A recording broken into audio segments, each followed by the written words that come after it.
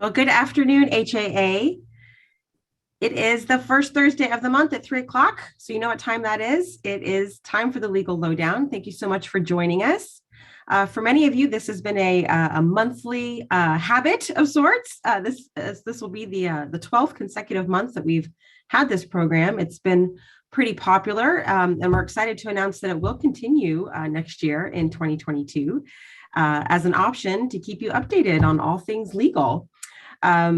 Probably for some of you in lieu of maybe coming to see us. But of course, you do still have those options too, because next year, as most of us know, is a Red Book year. And that means there will be a brand new Red Book and even a brand new lease. TAA is calling it the Lease 2.0.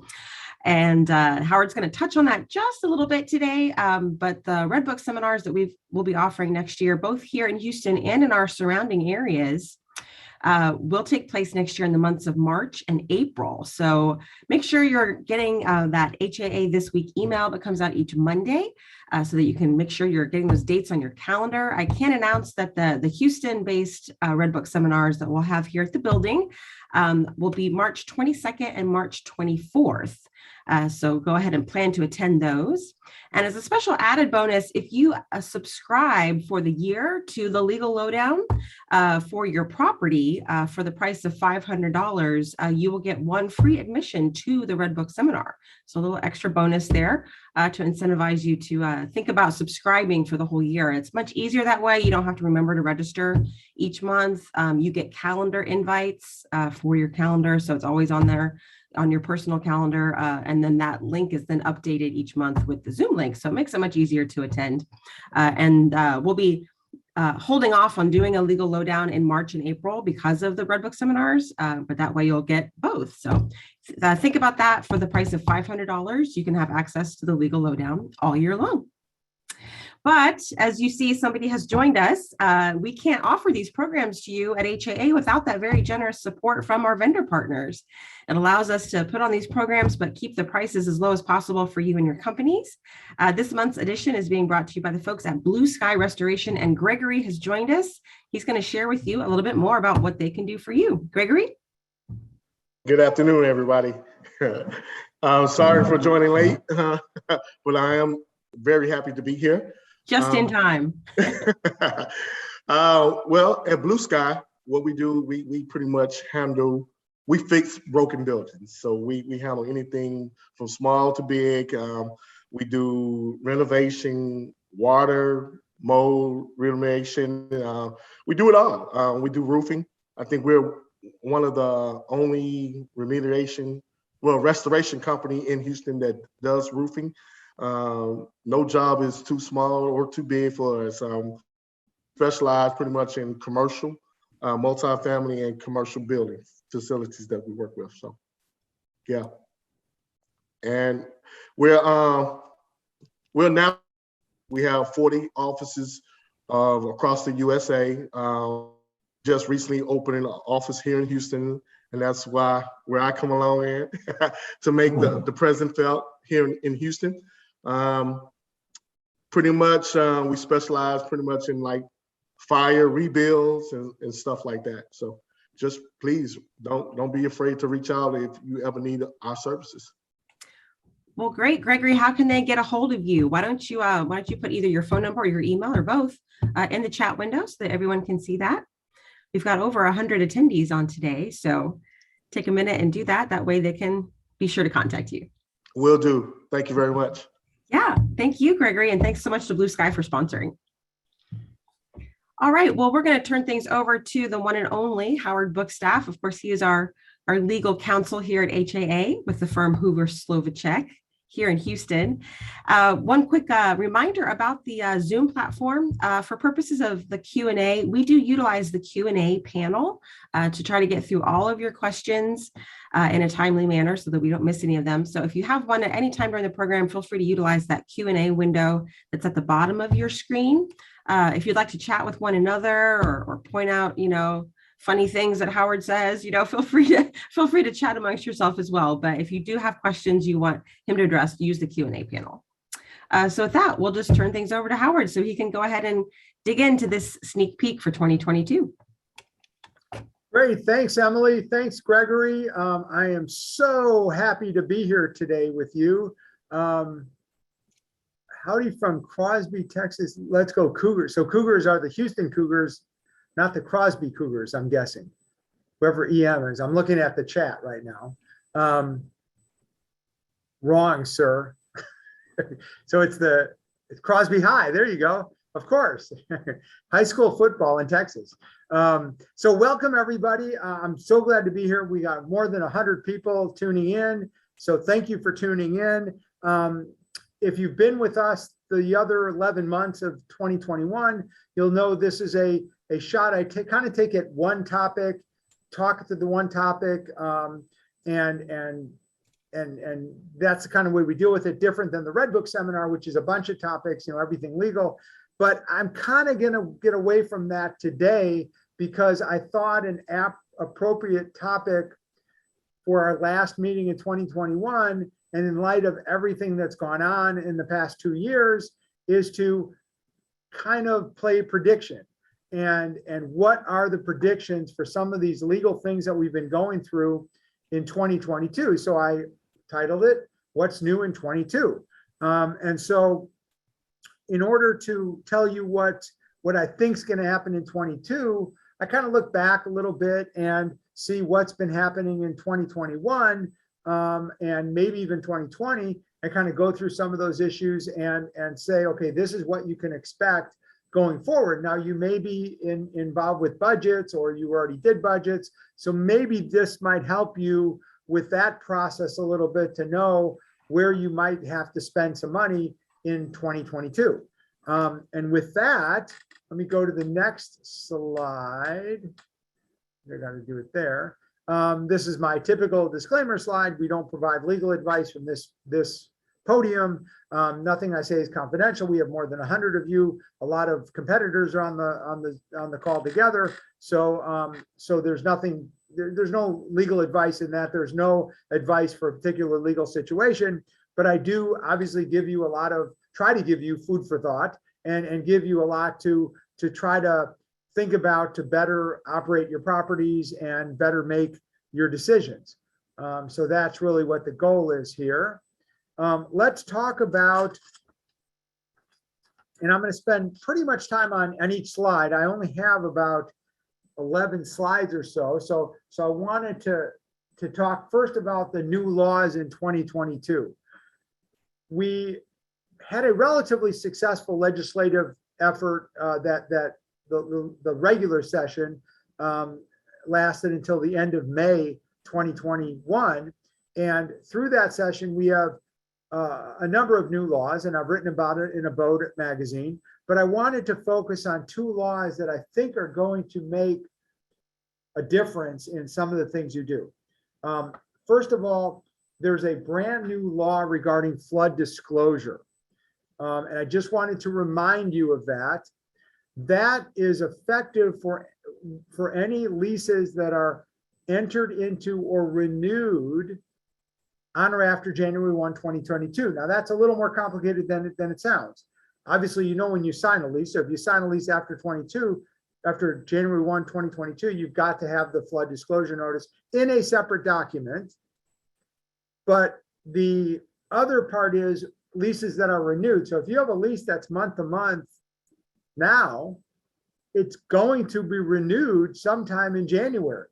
It renews every month automatically. So you really need to send out that flood disclosure notice to any residents that are either signing a lease after January 1, 2022, or have a month-to-month tenancy that they're still renewing after January 1, 2022.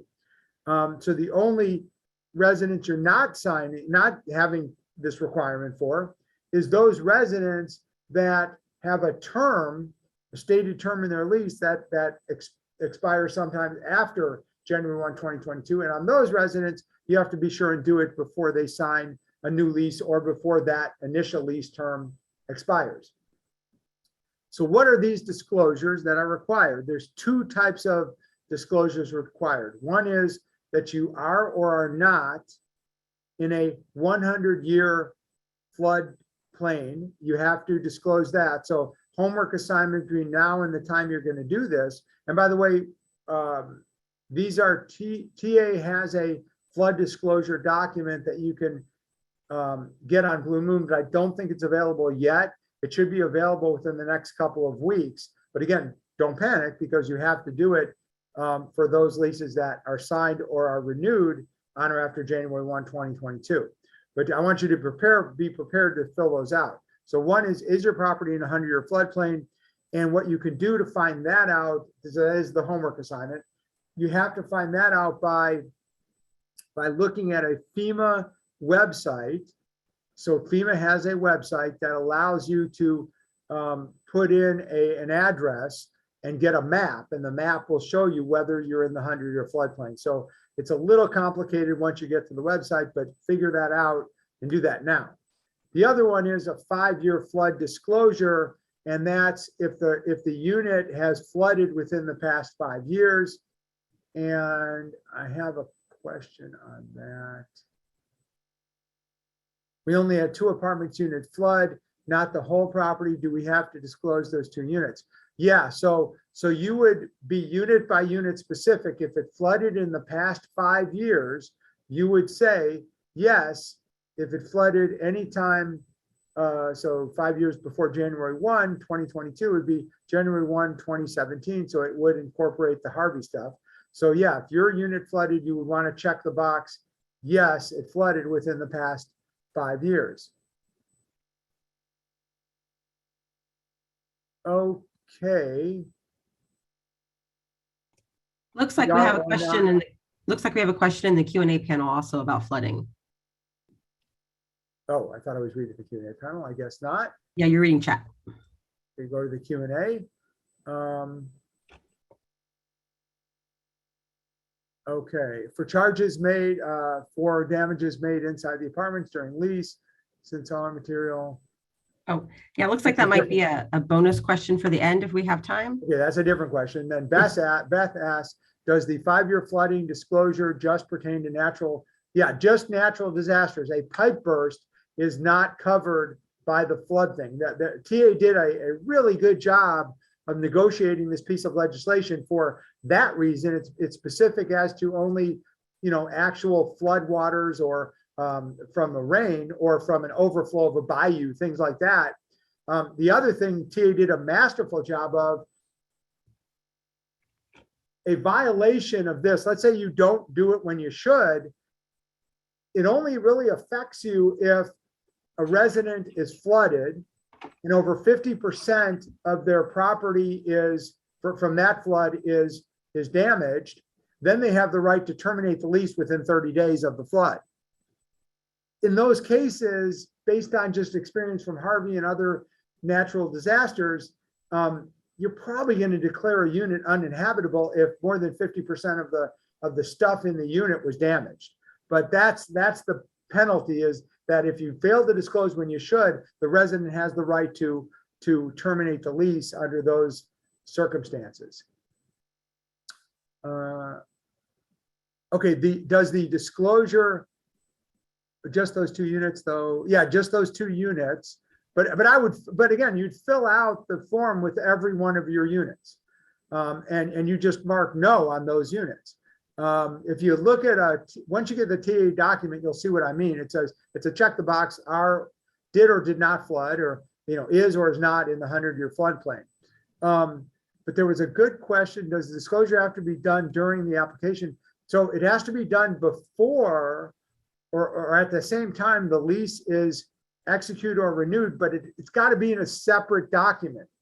Therefore, it's not going to be part of the lease. But I was told today from TA that when you print out the lease on Blue Moon, you're going to print out, I think it either gives you the choice or it's automatic, printing out that extra page, that extra flood notice. So you should be good there. Is there a way if it find it out, did it flood on a previous owner? The first one, of course, is the website. So yeah, you can find that one out. But as far as the 5-year deal, if you don't know, you don't know. Then you say we're not aware that it flooded. So I think you're okay there if it was a previous owner. Okay, the next piece of legislation that I wanted to talk about was, and this was a very small piece of addition as far as the language is concerned, but I think it's a big deal. The Texas Property Code, Chapter 24, which is the one that governs evictions and writs, that was changed to add the following. It's in the writ section. A landlord is not liable for damages to the tenant resulting from the execution of a writ of possession by an officer under this section.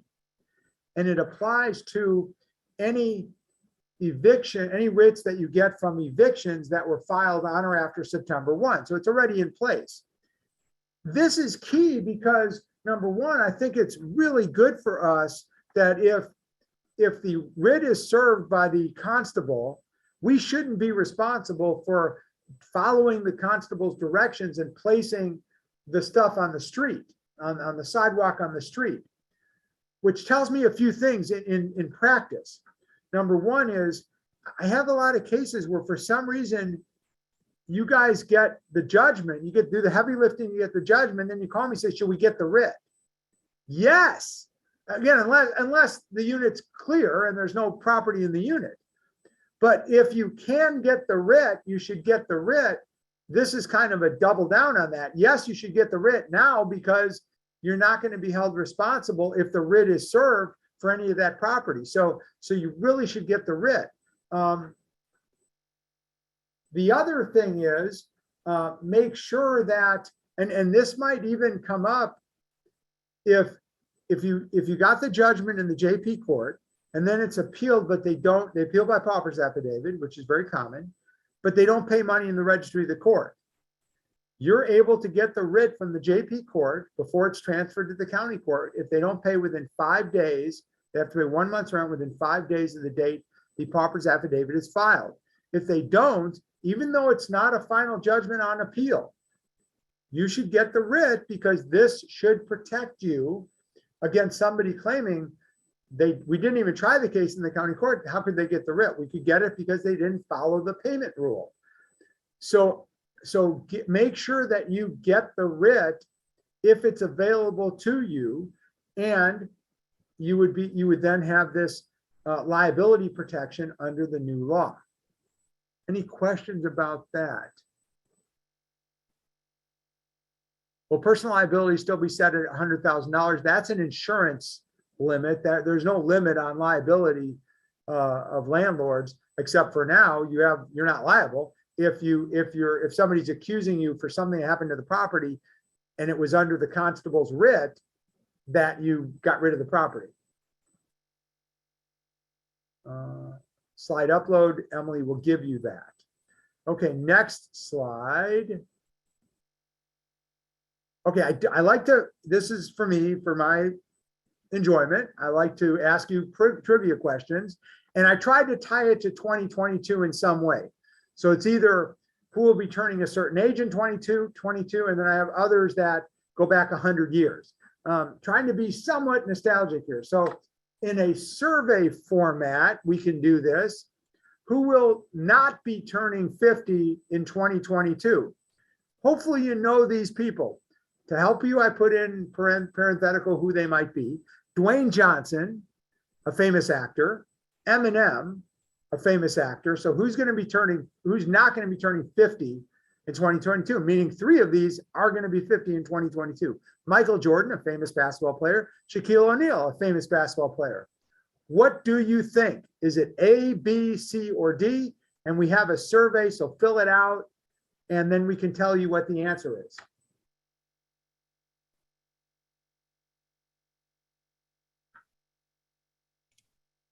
All right, just over 50. 2022, we have 2022. Just over 60% have voted, so we'll go ahead and share these results. Okay, so we have 49% say that Eminem, a famous rapper, is not going to be turning 50 in 2022. And people think Shaq is the least likely to turn 50 in 2020, or the most likely to turn, no, I'm sorry. least likely to turn 50 in 2022. Right in the middle is Michael Jordan. 26% say he will not be turning 50 in 2022. That is the correct answer. Guys, Michael Jordan is older than 50. Remember, for those basketball aficionados, he played at North Carolina in like 1981. So he is older than 50. All the other ones, Eminem included, are going to be 50 in 2022. So that's something to take back. If you learn nothing about the law, you'll learn that. Okay, now we're going to talk about something else that you need to know for 2022. Emily alluded to it. We're going to have some training on it. We're going to do Red Book stuff on it, but I wanted to give you a hint. And I think this is the type of thing when we have something new like this coming out, it behooves you, at least the way I learn, is repetition over and over again. So let me kind of give you a brief interlude in what the new lease is about. First of all, it is 6 pages instead of 8 pages. So a goal was to make it a little cleaner, a little shorter. So it's still lengthy at 6 pages, but it's going from 8 to 6. The lease details, one of the features, hopefully you like it, is that a lot of the lease details, a lot of the fill in the blanks are all on the first page. So that is somewhat beneficial from a tenant's perspective, from a disclosure perspective, and from you talking to the tenant about it, is, you know, if it's all the monthly charges, for example, are all in one place. So that hopefully will be helpful in selling the lease and selling what the tenant is getting themselves into. The content of the lease is largely the same. I tell people that if you have some favorite provisions in the lease, and I have my favorite that I'll tell you about in a second, if you have favorites in the lease, probably still in the lease. We intentionally tried to keep, and we have done different focus groups, lawyer groups, non-lawyer groups, where we kind of said, okay, what do we want to keep? What is okay to either move to something else or just delete? And so a lot of the content is the same, but it's been rearranged. For example, the rent paragraph still says the same things. There is no grace period. It's due on or before the first. Not paying rent on the first is a material breach of the lease.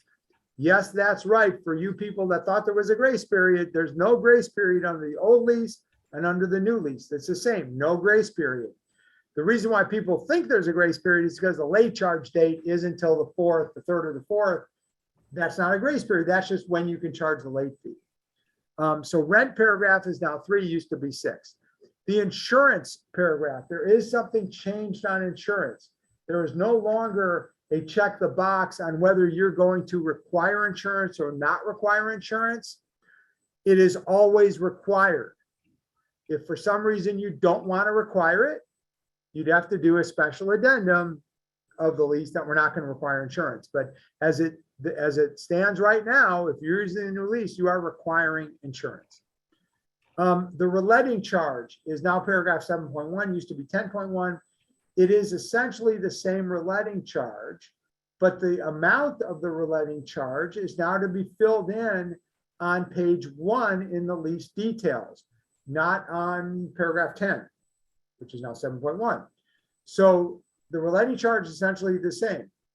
The reason the early lease termination paragraph is no longer an addendum to the lease.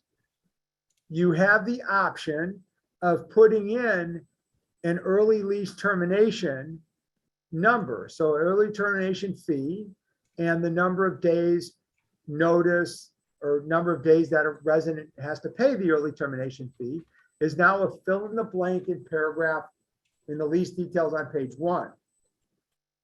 You have to realize, and this is not a change, but I think it's going to catch everyone as if it is a change for them.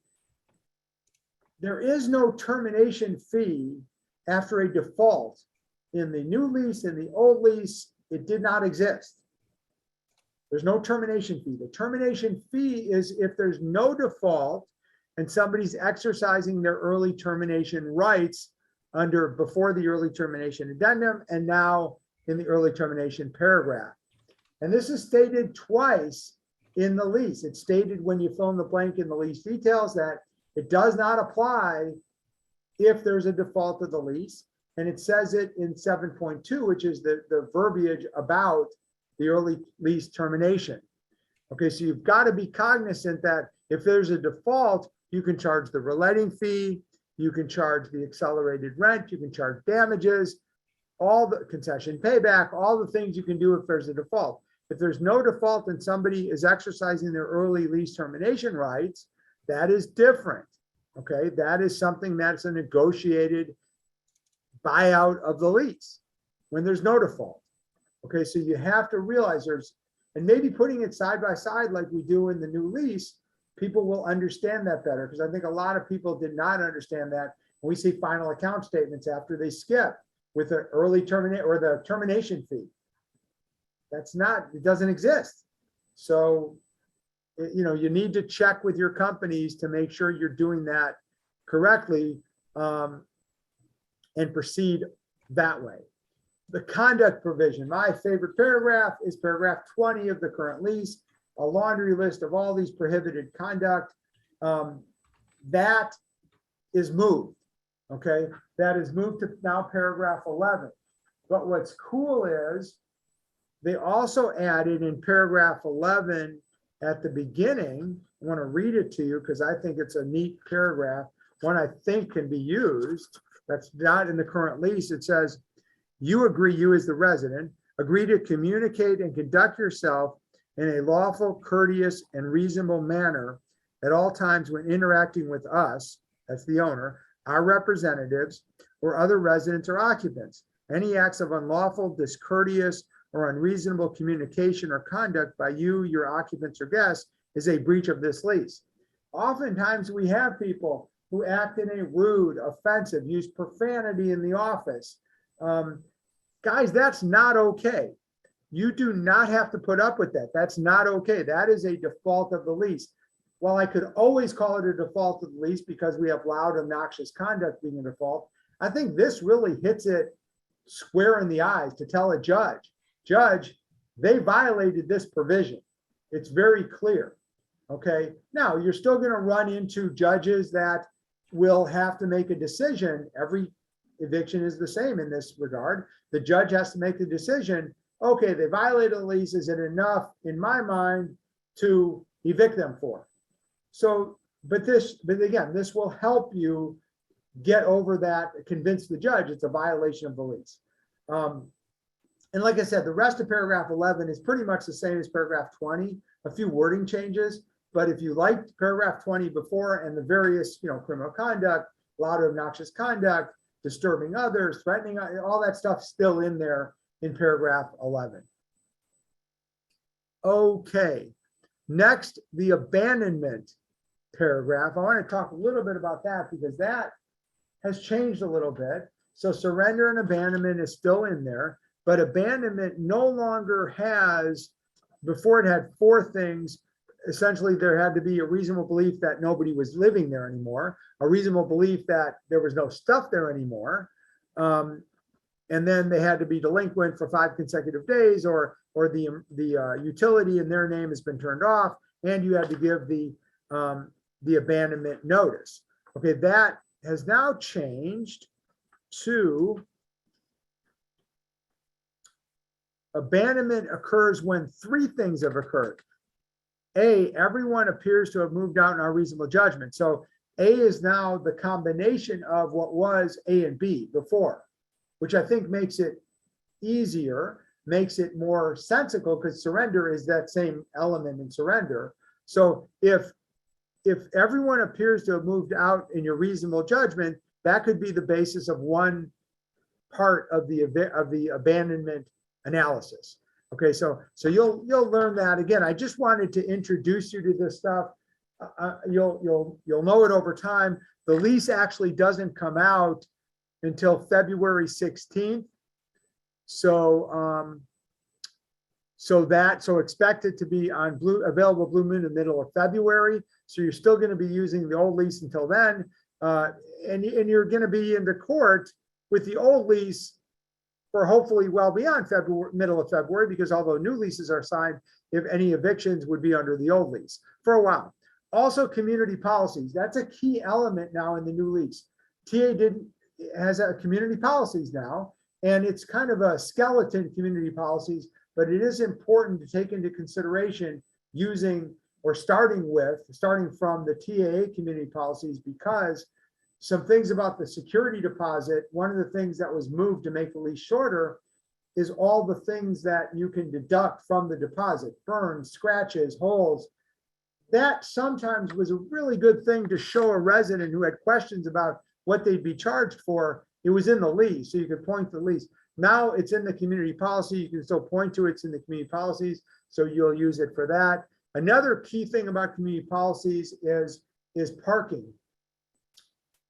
Taken out of the lease parking paragraph was the provision that said you could tow the resident for having an expired license or registration. That was moved to community policies, but the Texas towing statute continues to require that be in the contract in order to have that towing right. So you have to have the community policies in order to have that right with the lease. Let me see a Q&A here. Will the standard 85% still be the recorded reletting fee?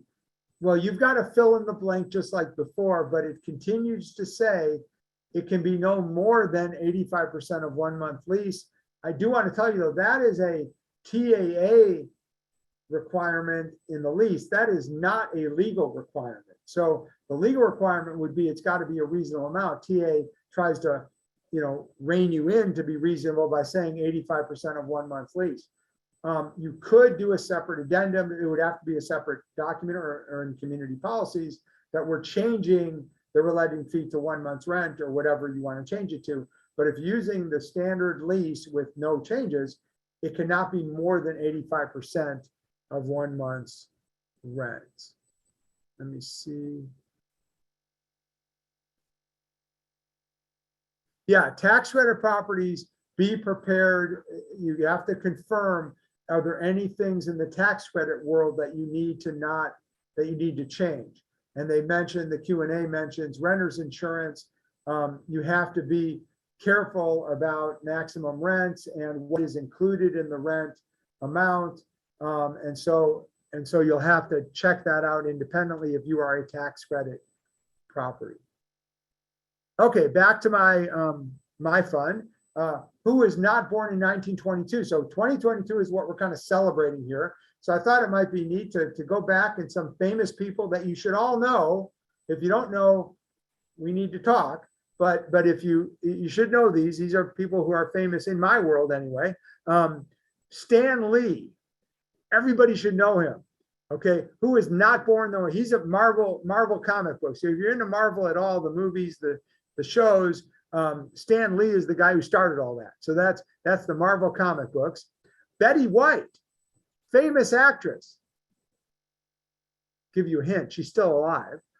Ronald Reagan, famous actor as well, but more famous as a president. Judy Garland. And for extra points in the chat, I said Dorothy, and I did that for a reason. You should know who Dorothy is.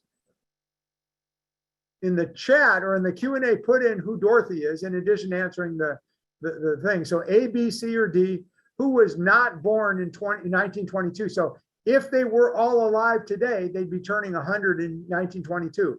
But one of them is not that. Who is that person on the survey?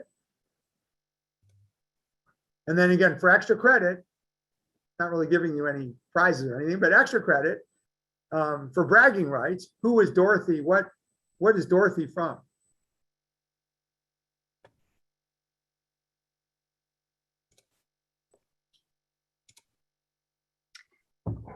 All right, looks like the copy and paste monster got us with the poll, and Judy Garland is on there twice. So I'm hoping your answer is not Stan Lee.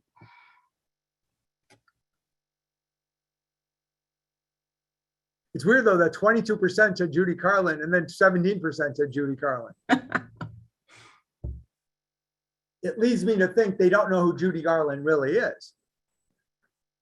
Very famous. Okay, so we have the winner is Ronald Reagan. People don't think he would be turning 100 in 2022 if he were still alive. Guess what, guys? You are correct. Ronald Reagan was actually born in 1911, so he would be older than that. Betty White actually is celebrating her 100th birthday in 2022. She's still alive, which is kind of awesome. What about the other question? Who is Judy Garland? Do people know? It looks like in the chat, we've had some people say Wizard of Oz for sure. Right. Okay. I didn't know who I was talking to. You never know on these Zooms. That is correct. She is Dorothy in Wizard of Oz, which, by the way, came out in 1939, which if she was born in 1922, she was only 17 when that came out, probably 16 when she shot that, or maybe even 15. That's remarkable. So if you're a Wizard of Oz fan, that is cool to you. It's cool to me. If you're not, then disregard. Okay, let's go to the next slide. Back to business. Income screening. Again, we're focused on what can I predict might happen in 2022. And you know, we predict the future based on what's happened in the past a lot of times. And there's been a lot of lost jobs in the last 2 years. There's been a lot of people getting rental assistance in the last 2 years. Really the last year mostly, because the rental assistance was only available from like November on. Well, and that's not true. The first Baker Ripley program out of the city of Houston County was before this, was in the middle of 2020. But we've got a lot of lost jobs, a lot of rental assistance. So what will income screening look like as people apply for new units or renew their leases in 2022? I go back to 2008, where we had a lot of foreclosures. The financial crisis hit, a lot of foreclosures. And I remember in 2009-ish, 2010, a lot of properties had income requirements and they would never rent to somebody that got foreclosed, but they made exceptions because if they were part of the financial crisis, victim of the financial crisis and were foreclosed on, there was exceptions. Will that be the case in 2022? I don't know. That's for you to decide. I'm the legal guy. You're the business guy. So you have to decide that, guy or gal, sorry. And so I think, though, it's going to be an issue where a lot of people may be coming to you and they may have not been delinquent in their jobs, or they were delinquent in not their jobs. They were delinquent in their previous rental, and maybe they have a job now, but were delinquent then. If they have a delinquency, are you going to screen them the same way as any other delinquency at any other time? Or will there be exceptions?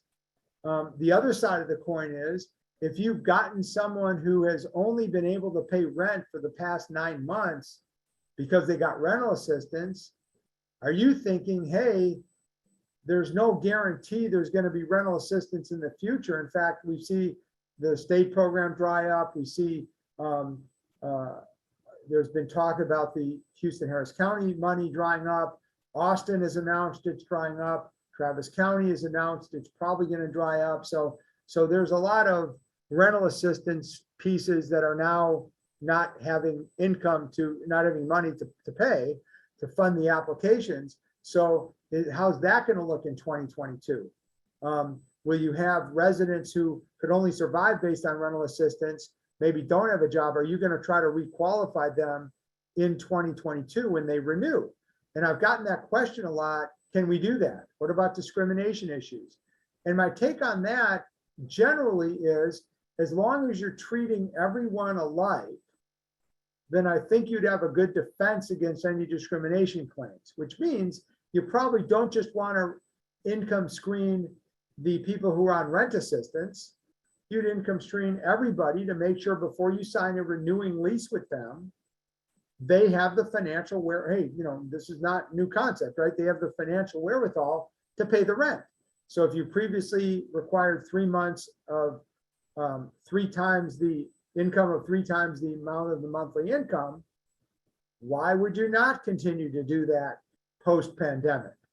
So those are issues I can see that might be coming up, the discrimination issue, and can we screen for income on renewing residents when we didn't previously do that?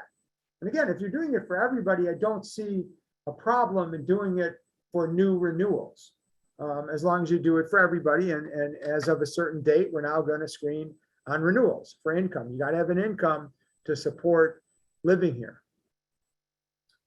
We do have some questions. Back to the lease regarding abandonment. What were the other 2 identifiers for a potential abandonment unit? Okay, so everybody appears to have moved out in a reasonable judgment. The other 2 are the same. Were the 3rd and the 4th before.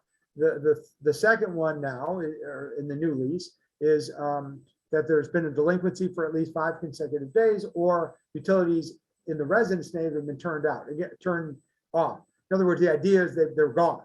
And then you still have the abandonment notice requirement.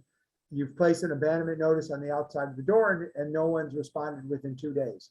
So before you had 1, 2, 3, and 4. Now you have just 1, 2, and 3. The 1 on the new one is similar to a combination of 1 and 2 from before. Hopefully that answers that question. Okay. Next slide. Again, we're back to our nostalgia here. What was the average rent in the United States 50 years ago in 1972? A, 550, B, 400, C, 600, D, 165. What say you?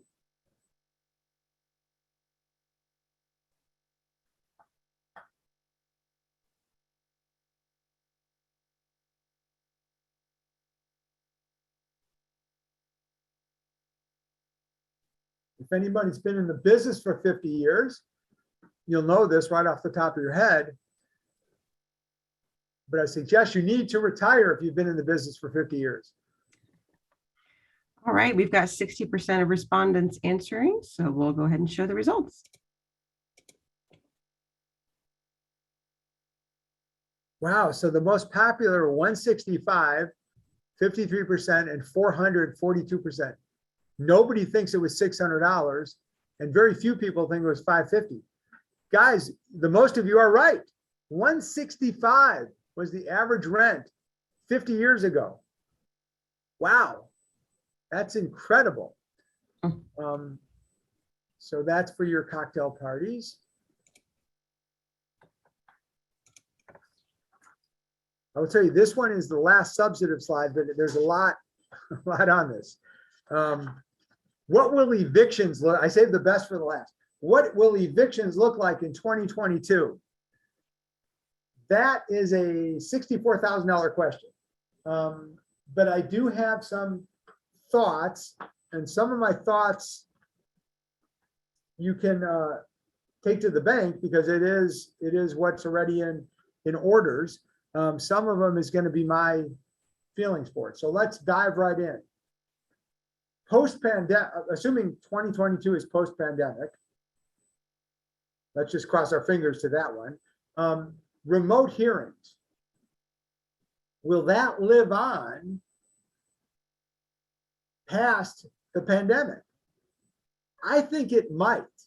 And I go by the 2 Supreme Court emergency orders that are still in effect are the 44th and 45th. Okay, in the 45th order, and 45th order expires February 1, 2022. So I guarantee this is, unless the Supreme Court does something different in the next couple of weeks, this will go into at least the month of January. What it says is, subject to constitutional limitations and review of or abuse of discretion, all courts in Texas, so this will include the JP courts and your county courts that do your evictions, they must, or they may, without a participant's consent, so without your consent, allow or require anyone involved in any hearing, deposition, or other proceeding of any kind to participate remotely. And then it goes in to tell the courts how they should take sworn statements, evidence, and witnesses. So remote hearings, I think, and I'm on a committee that advises the Supreme Court, and I think, and it's me and Sandy Hoy with the TA, and then a bunch of tenant advocates, some judges, and I think we don't agree on much, but what we do agree on is we think remote hearings is going to be here to stay. And I think the Supreme Court thinks that as well, based on their order. So I think it's going to be up to the judge. If the judge doesn't want to do it, I don't think it'll happen in that court. If one of the parties doesn't want to do it, I think there'll be probably an in-person option always, but there may also be a Zoom option. It's going to be up to the court. But remote hearings, I think, is here to stay. And I've noticed that remote hearings lawyers like it generally because we get to move the caseload quicker. You guys like it because, frankly, it's probably cheaper if you hire a lawyer to do a Zoom hearing than go to court, come back from court, and all that. The judges are mixed. I'm finding a mixed bag among judges. Some of them don't like it because of technology difficulties for everybody to participate equally. Some don't like it. One of the judges told me that she was like, this is nuts because the resident didn't have any shirt on, and thank God she could only see to the waist up. She didn't know what was going on below the belt, but it was, she says, people just don't respect the process and the judge the same. Hopefully you guys do, but sometimes they get other litigants that don't, and they are somewhat concerned about that it's so lax if you're in your living room that there's not the same respect for the court and respect for the process. Again, don't be like that. Be as respectful as you could ever be and professional. And I'm if you're tuning into this, I'm guessing you have the mindset of we want to learn, we want to be the best property managers we can be, and so we're going to be respectful. But remote hearings, I think you can say that is going to be something that is here to stay. I'll talk about writ time frames in just a second. That's another thing on the Q&A. And so remote hearings, I think, is something that you can think about in 2022 as being beyond even February 1st, the date of the court's order. The other thing is legal aid. The 44th order says that it says that at trial, the justice of the peace, the JP, must allow, if available, representatives from legal aid organizations or volunteer legal services to be present in person or remotely to provide information, advice, intake, referral, or other assistance for eligible litigants. Well, what does that mean? We're still kind of deciding what that means, but there is a strong sentiment about access to justice, that everybody should have be on the same playing field with access to justice. For some reason, the Supreme Court thinks all landlords are represented in court. That is far from the truth. Most evictions are not represented, the landlord's not represented. So they think the tenant should always be represented because they think landlords are represented. Well, so what they have done is not only go to the representation issue, but they've actually told the JPs that they should allow legal aid in there to just give advice and give information. So whether you like that or not is up to you, but what the reality is, I think that is something else that I know my legal aid friends are pushing to be a permanent thing. And they're getting some funding for it. So don't be surprised if in the future even beyond the Supreme Court's order that says what I read, there's going to be a legal aid person there to help your tenants out. And so just be mindful of that. Be mindful in your preparation of the case. You always had to be prepared. You may have to be extra prepared because everything might be questioned. When I find when legal aid's involved, and it's not a bad thing, but it makes you dot your I's and cross your T's. How is the notice served? It's got to be served correctly. What's the content of the notice? Is the petition have all the things it should have in there? If you are, well, I don't want to, I'll talk about that next on the CARES Act, but legal aid will make you dot your I's and cross your T's. So you really need to be prepared for all that. The next one is the 30-day notice requirement. When will that stop? Well, that's not in the Supreme Court orders. That is in the CARES Act from March 27th of 2020. That's right, 2020. It's one of the few parts of the CARES Act that did not have an expiration date, the 30-day notice requirement.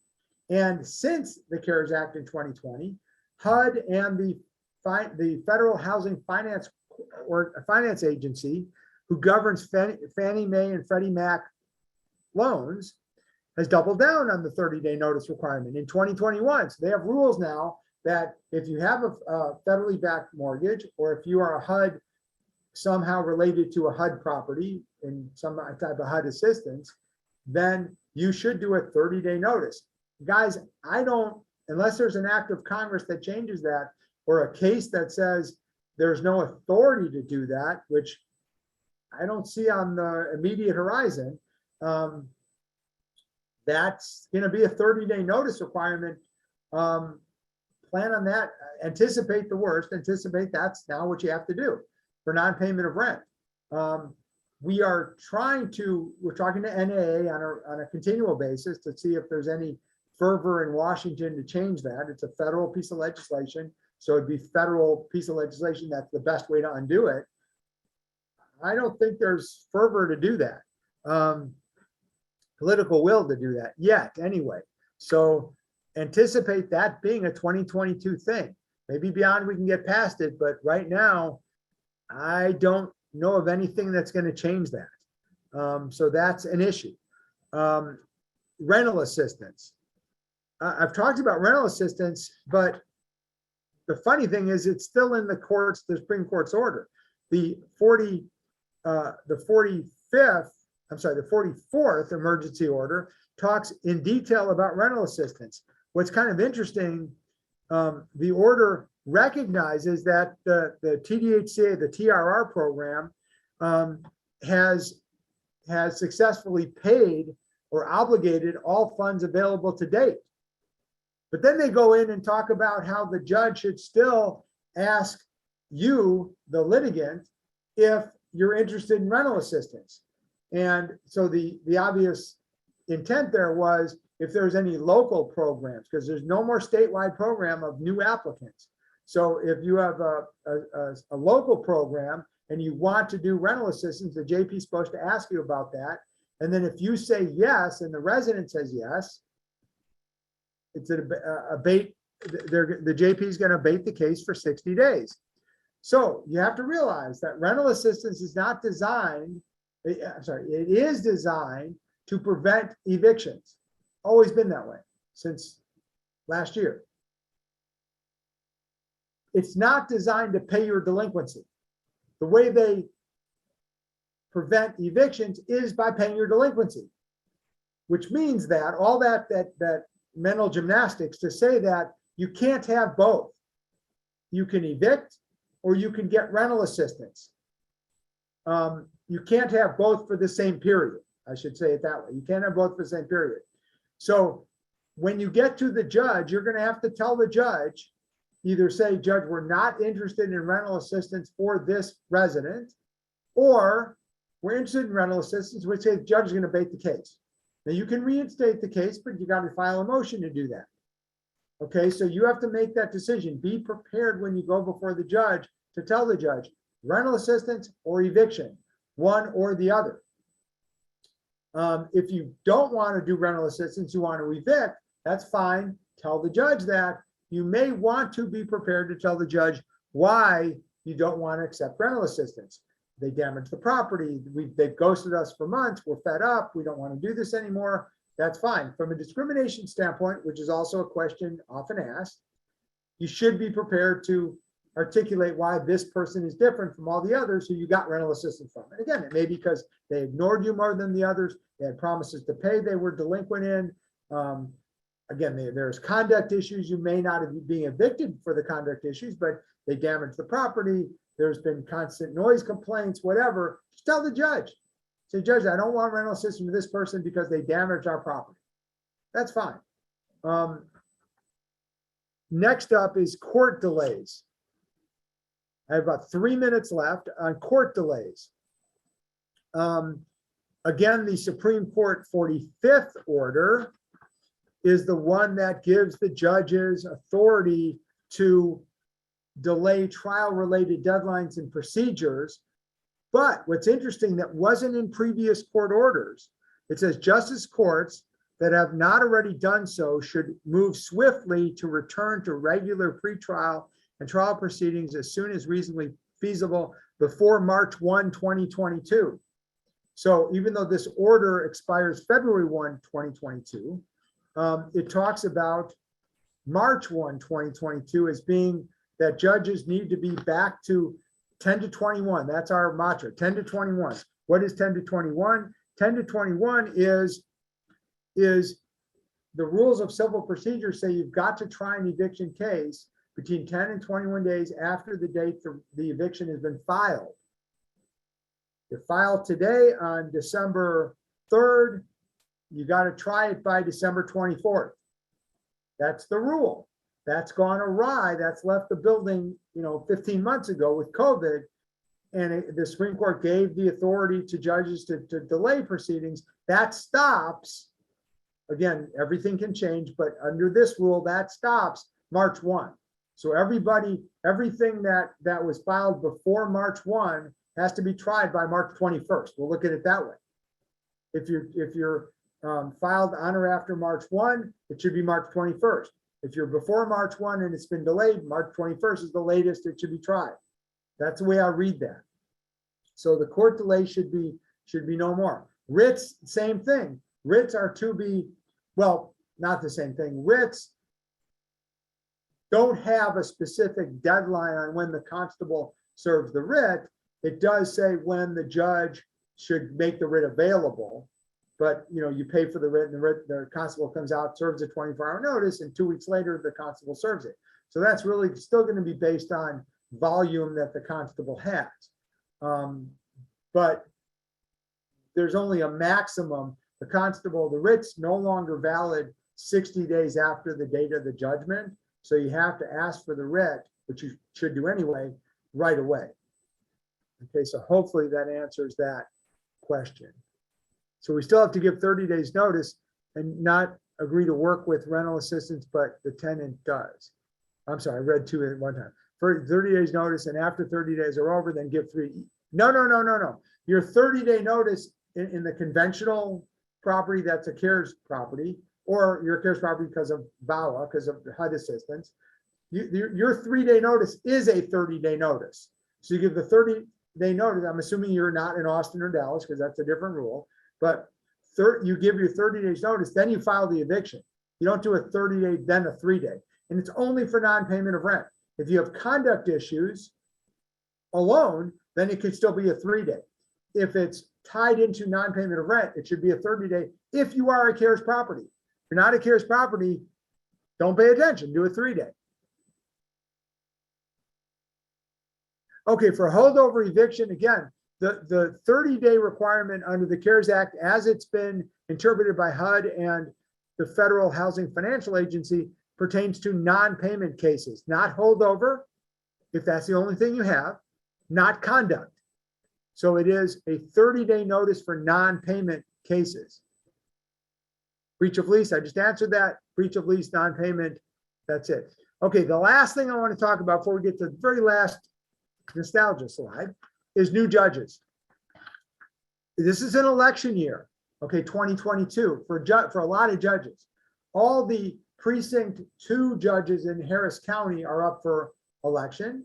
And we have a couple of things. Judge Patronella, Precinct 1, is running for County Court 4. So that's going to be a vacant space. You go to Judge Patronella, at some point in 2022, he won't be there. There'll be another judge.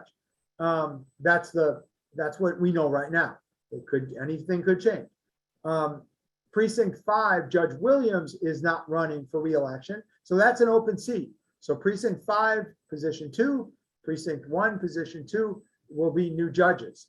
And County Court, everybody's up for election, but as far as I know, everyone's running again. Everyone sitting on the bench today is running. Well, that's not true. Judge Briones is not running. She's running for Commissioner's Court. Judge Patronella is running for County Court 4. So 4 will be an open seat. And then 1, 2, and 3 have the incumbents are running again.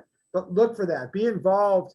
We have a PAC at the HAA. Be involved in the PAC. At least pay attention to the judge things, because that will be important to you as you go through evictions. Let's go to the last slide, and I can answer some questions too. What was the average monthly rent in 1920? We said 165 in 1972. What about 1920? A, B, C, and D, 100, 150, $15, $40. What say you? It looks like I might have missed that poll, so we'll just have to do that one live.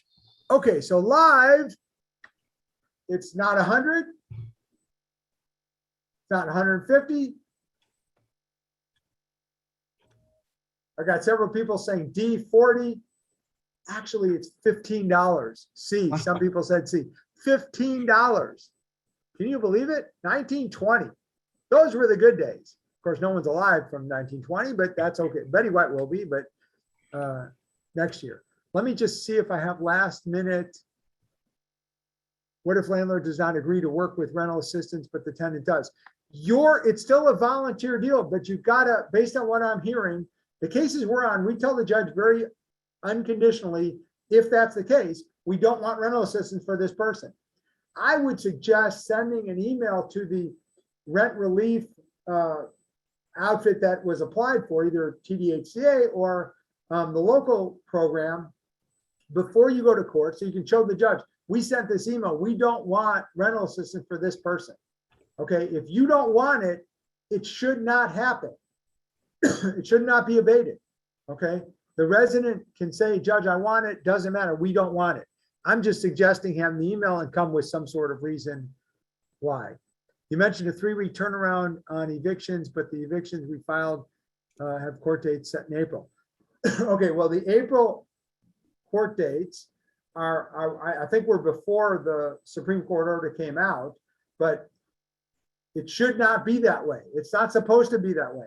It should be what the Supreme Court order says, and you may want to ask the judge, can we reset this date sometime before March 21st? Because again, if they can stretch it out to March 1st, and then they got to get back to 10 to 21 days, if you do the math, that means nothing should be filed before March 1 that is tried after March 21st.